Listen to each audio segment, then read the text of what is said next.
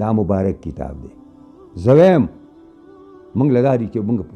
موږ د دې اوښکو په ځای په وینو باندې وجاړو چې داسې کتاب دې یو قوم سره وي چې اگر خیر او برکت ډک کتاب وي او هغې شاته په تاخ کې ایښی انګریز وله ایښی دی او دم پې لاس ایښی چې دغه ځای کې وله ټیک دی. انګریز چې کوم ځای کې ایښی دی که نه په تاخ کې دی ټیک ځای دی او انګریز خپله مرداري او ډیران پر یې قوم باندې چې هغه ورځ نه اچولی د پاسه نو هغه ډیران پې د پاسه اوس هم پروت دی. اوس کوم خلک دا ډیران کلکوي او مضبوطوي چې دا څوک ونه غورځوي موږ هماغه مشر کوو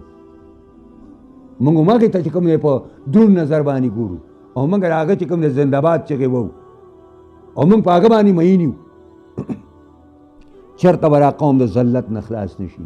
چېرته به دا قوم د غلامۍ نه خلاص نه شي چې سوی قرآن فتبعوه په دې قرآن پسې شي په دې قرآن پسې د دې د ورپسې کېدلو څه معنا تاسو تپوس کوم څه مطلب دی چې روان کوو موږ ورپسې روان شو نه دا کتاب نافظ کوي په دې خپل ژوند برابر کوي په دې خپلې فیصلې وکوي په دې د خپل ملک روان کوي دا ایمانات او وتقوه خدای نه ویریږئ د خدای نه د الله مخې له به ځئ په کوم مخ به د الله سره ملاویږئ کومې سترګې به د الله سره لګوئ موږ او تاسو د الله لپاره څه کړي دي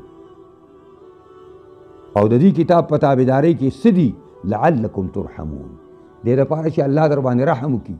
موږ چې د قرآن تابعداري پرېښې ده موږ د الله د رحمت مستحق نه یو ځکه الله موږ باندې نه رحمېږي. موږ یې د خپلو موږ یې د هغه کفارو بېدینو چې د یو خدای په ځای بې شماره خدای موږ یې د هغې غلامان کړي. موږ د وړه بینک او د ایمف بینک او د یهودو او د امریکې په خوله باندې کینو پاسو پر یې بل کې د دې وجې نه خو زمونږ کوم سره به مشران راځي هغه د دې په ځای چې بیت الله شریف په دغه چوکاټ باندې سجده ولګوي ازي په واشنګټن کې سجدې لګوي.